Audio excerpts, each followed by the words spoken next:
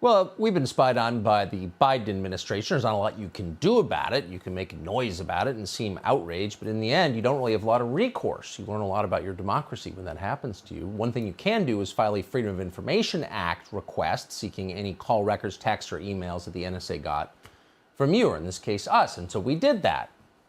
We haven't heard back from the NSA, probably won't for a long time.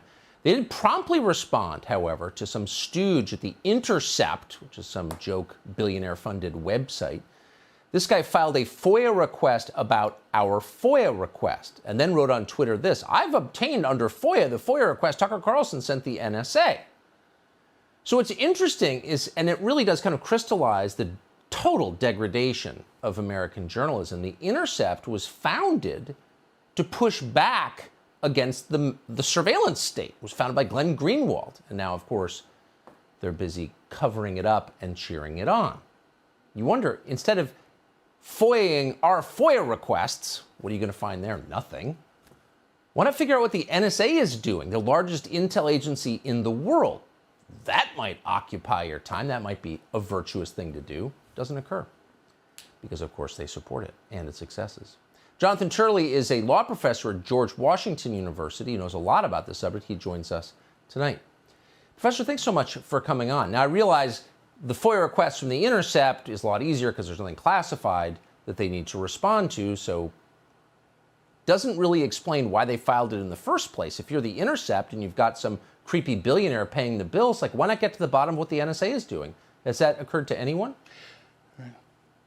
Well, apparently not a number of people who have remained relatively silent, the people that you would expect to be raising questions. I just testified in the House Judiciary Committee on the surveillance of reporters, and it was one of the few times in recent memory that there was bipartisan agreement. All of us who testified as experts, all the members in the room, agreed that we needed to fully investigate whether journalists were intercepted. That has not been the response to this story. Now, there's a couple of ways that your emails might have been intercepted that would be lawful. You could have been corresponding with someone who is subject to an NSA surveillance. Right. Or that person may have forwarded your email to someone who was intercepted, but it doesn't explain the more troubling questions of how that information was circulated and also how your name was not masked.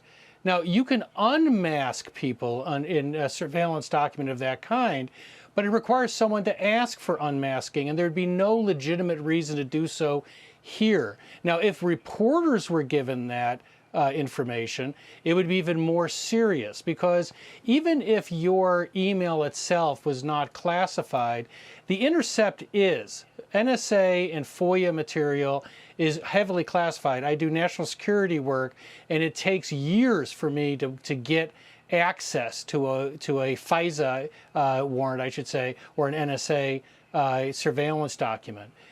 So the mere fact that they engaged in surveillance is classified. So it would be a serious federal crime. So well, the question yeah, is, I mean, why they're... Well, I mean, because look, they intimidate people. The number of texts I got today from people, wow, everyone's afraid of the NSA and the CIA, just to be totally clear. Lots of people in the last administration were really afraid of them. That's true, I know firsthand. A lot of people now are really afraid of them. Do you want to live in a country where people are afraid of your intel agencies? Like, what is that? Why are we accepting this? Well, one of the interesting aspects of this is a lot of people saying, well, this would be ridiculous. It's not ridiculous. As I testified just about a week ago in Judiciary, there is a almost seasonal regularity to this. That is, we have journalists who were investigated in the Bush administration, the Obama administration, the Trump administration, the Biden administration. And after every one of those scandals, there's the requisite apologies, promises of reform, and everyone goes away, and then the cycle continues. Right. How about prison time? I mean, they tried to set... Speaking of run-amok intel agencies, they tried to send Roger Stone away for the rest of his life for inconsistent testimony.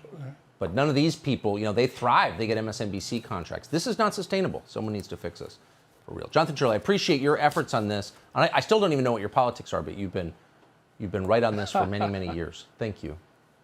Thanks, Tucker. Hey, Sean Hannity here. Hey, click here to subscribe to Fox News YouTube page and catch our hottest interviews and most compelling analysis. You will not get it anywhere else.